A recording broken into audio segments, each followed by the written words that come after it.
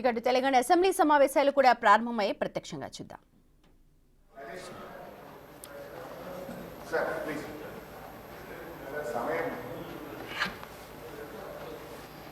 సమయం 10:10 కావచ్చింది అధ్యక్ష. ఈ సెషన్లో ఏ ఒక్క రోజు కూడా అసెంబ్లీ 10 అంటే 10 గంటలకు స్టార్ట్ కాలేదు. మీరు లాస్ట్ సెషన్ చూడండి, మేము 10 ఏళ్ళు సభ నడిపితే 10 అంటే 10 గంటలకు ఖచ్చితంగా టెన్షన్గా సభ నడిపాము అధ్యక్ష. సభ సమయపాలన పాటించడం అనేది చాలా ముఖ్యం అధ్యక్ష. ప్రతిరోజు కూడా ఈ సెషన్లో మీరు చూస్తే రోజు 5 నిమిషాలు 10 నిమిషాలు 15 నిమిషాలు సభ ఆలస్యంగా ప్రారంభం కావడం కరెక్ట్ కాదు అధ్యక్ష.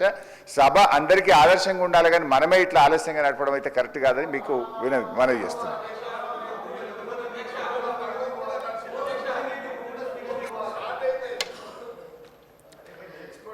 రైతు భరోసాపై స్వల్ప వ్యవధి చర్చ. గౌరవ మంత్రి గారు.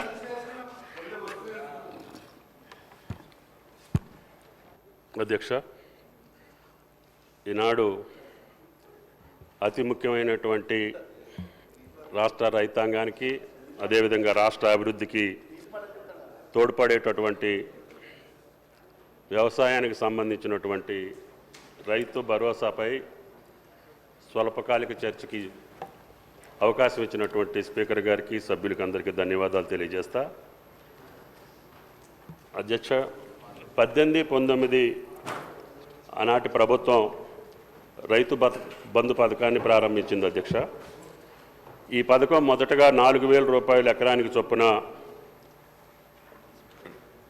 పంటకి అదేవిధంగా 2 దఫాలుగా నమోదు చేసి భూ యజమానులకు అదేవిధంగా ROFR పట్టాదారులందరికీ కూడా 19-20లో ఈ సహాయాన్ని 5,000కి పెంచడం జరిగింది అధ్యక్ష.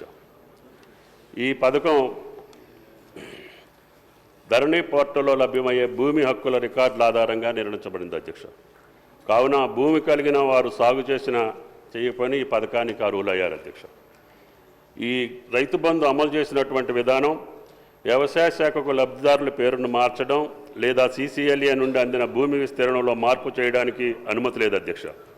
వ్యవసాయ శాఖ పట్టాదారుల బ్యాంక్ ఖాతా వివరాలను సేకరించి రైతు బంధు పోర్టల్ అప్డేట్ చేస్తుంది. ఆ ప్రకారంగా RBI యొక్క ఈక్యుబేర్ ప్లాట్ఫారం ద్వారా భూమి యాజమాన్యం విస్తీర్ణానికి అనుగుణంగా రైతుల బ్యాంక్ ఖాతాలకు నేరుగా ప్రయోజనాలు బదిలీ చేయబడుతున్నాయి అధ్యక్ష.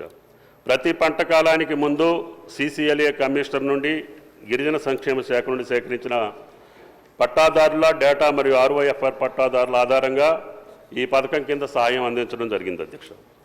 ఈ పథకం ప్రారంభమైనప్పటి నుండి 12 సీజన్లకు గాను 80,000 కోట్ల 453.41 కోట్లు రైతు బంధు కింద రైతులకు విడుదల చేయడం జరిగింది అధ్యక్ష. అయితే 23-24కు సంబంధించినటువంటి సహాయం 7,625.14 కోట్లు మాత్రం మా ప్రభుత్వం చెల్లించింది అధ్యక్ష. 18 వరకు పంటల సర్వే రెవెన్యూ శాఖ ద్వారా జరిగేది అధ్యక్ష. అందులో గ్రామం వారీగా పంట వారీగా విస్తీర్ణాన్ని కంటి అంచనాలతో ఉజ్జాయింపుగా చేసేవారు. 18లో భూమి రికార్డుల డిజిటలైజేషన్ తర్వాత పంటల సర్వే వ్యవసాయ శాఖ బాధ్యతగా మారింది అధ్యక్ష. వానాకాలం 19 నాటికి AEOలు మొబైల్ యాప్ సహాయంతో పంటల నగదు సర్వే ప్రారంభించారు అధ్యక్ష. 19 పంటల నమోదు ప్రారంభం నుంచి రైతు వారీగా రైతు బంధు సాయం పొందిన విస్తీర్ణం మరియు వారి పంట వేసిన విస్తీర్ణం విశ్లేషణ చేయగా సుమారు 21,283.66 కోట్ల సాగు చేయని భూముల కోసం విడుదలయ్యాయని గమనించడం జరిగింది అధ్యక్ష. ఆ టేబుల్ కూడా మీకు నోట్లో ఏ సంవత్సరంలో ఎంత జరిగింది అనేది కూడా మీకు వివరాలు ఇచ్చాం అధ్యక్ష.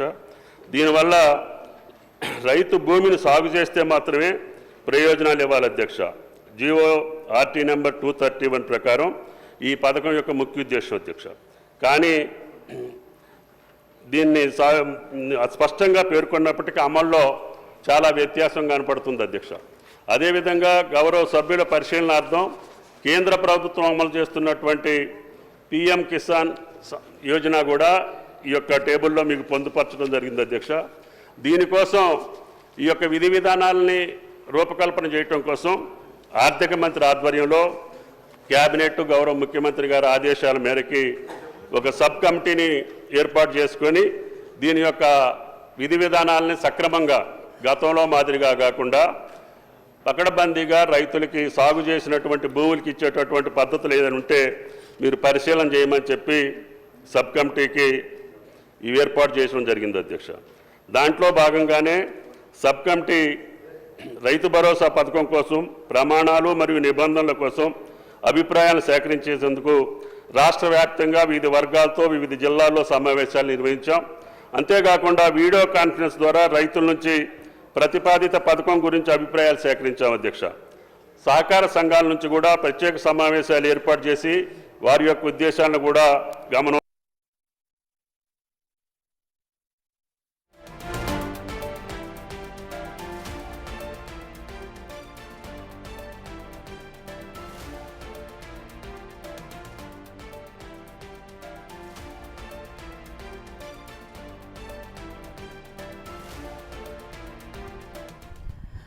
కొద్దిసేపటి క్రితమే తెలంగాణ అసెంబ్లీ అలాగే తెలంగాణ శాసన మండలి రెండు కూడా ప్రారంభమయ్యాయి. తెలంగాణ అసెంబ్లీలో రైతు భరోసాకు సంబంధించి మాట్లాడుతూ ఉన్నారు. రైతు భరోసా విధి విధానాలకు సంబంధించి మాట్లాడుతూ ఉన్నారు. స్వల్పకాలిక చర్చకు స్పీకర్ అనుమతి ఇవ్వడంతో రేపు రాబోయే రోజుల్లో నిజమైనటువంటి సాగు చేసినటువంటి రైతుకి ఏ రకంగా ఇవ్వాలి అనేది మీ సూచనల ద్వారా తీసుకొని తప్పకుండా సంక్రాంతి పండుగ కల్లా విధి విధానాలు రూపకల్పన చేసి సంక్రాంతికి రైతు భరోసా వేయటానికి ఈ ప్రభుత్వం సిద్ధంగా ఉందని చెప్పి విజ్ఞప్తి చేస్తూ, కేంద్ర ప్రభుత్వం యొక్క పథకంలో ఉన్నటువంటి విధి విధానాలు కూడా మీ ముందుంచాం అధ్యక్ష. వీటిని అన్నింటినీ గమనించి మీ అమూల్యమైనటువంటి సూచనలు ఇచ్చి రాష్ట్ర రైతాంగాన్ని సక్రమమైనటువంటి మార్గంలో ఈ పథకం అమలు చేసే స్థితికి మీ సూచనలు ఉండాలని చెప్పి గౌరవ సభ్యులు కోరుకుంటూ సెలవు అధ్యక్ష.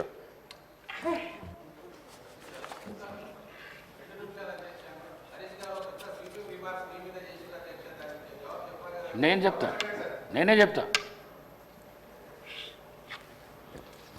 గౌరవ సభ్యులు హరీష్ రావు గారు చాలా సీనియర్ శాసనసభ్యులు, 10 సంవత్సరాలు మంత్రి పదవి చేసిండు, 21 సంవత్సరాల నుంచి శాసనసభలో ఉన్నాడు. కానీ ఎప్పుడూ ఆలస్యంగా స్టార్ట్ కాలే. నేను 9 నుంచి 9:30 లోపల నేను వస్తాను. ఈరోజు కానీకి కారణం ఒకటే, 0 అవర్ తీసుకున్నాలే, సభ్యులకు అందరికీ అవకాశం ఇవ్వాలని చెప్పేసి కొత్త చర్చ జరిగినందుకు కొద్దిగా లేట్ అయింది. మరొకసారి మీతో తెలియజేస్తూ ఎన్ఎం శ్రీనివాసరెడ్డి గారు. అధ్యక్ష, ఇప్పుడు ప్రతిరోజు ఏదో ఒకటి సభను కించపరచడము, స్పీకర్ పోడియంలోకి రావడం ఇది అలవాటు అయిపోయింది అధ్యక్ష. ఎప్పుడు స్టార్ట్ చేసినామని కాదు, సభలో ఎంత సమయం ప్రజా సమస్యల కోసం చర్చించడం అనేది ముఖ్యం అధ్యక్ష. అతి ముఖ్యమైన బిల్లులో ఈసారి ఏ విషయంలో కూడా వాళ్ళు చర్చకు తీసుకురాలేదు అధ్యక్ష, చర్చ పెట్టలేదు అధ్యక్ష. వాళ్ళు పెట్టిన ప్రివిలేజ్ మోషన్ కూడా అడ్డుకునే ప్రయత్నం చేసిండ్రు. భూభారతి మీద 2 రోజులు సమయం అడిగితే మీరు ఉదార స్వభావంతో మీరు సమయం ఇస్తే ప్రిపేర్ అయ్యి వస్తాము మా ఇంత పెద్దది అన్నోళ్ళు ఆ రోజు ఏం చేసిండ్రు అధ్యక్ష? ఒక్కసారన్నా 1 నిమిషం అన్న సభలో మాట్లాడినరా? ఇంకొకటి అధ్యక్ష, సమయం గురించి మాట్లాడుతూ ఉన్నారు, ప్రిన్సిపల్స్ గురించి మాట్లాడుతూ ఉన్నారు. లీడర్ ఆఫ్ అపోజిషన్ ఇప్పటిదాకా ఈ సభకే రాలేదు అధ్యక్ష.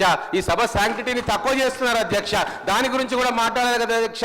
అంటే ఏదో ఒకటి మీ మీద ఆస్పిరేషన్ చేయాలి. ఈ సభ సజావుగా జరగట్లేదు, మేము బ్రహ్మాండంగా నడిపినాం అనేది ప్రజల్లోకి పోవాలని చెప్పి ప్రతిరోజు కుట్రబంతున్నారు అధ్యక్ష.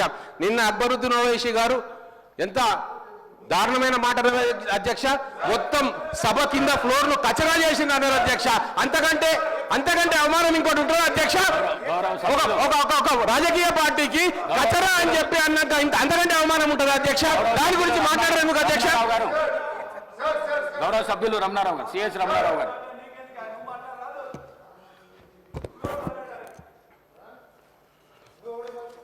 అధ్యక్ష 2018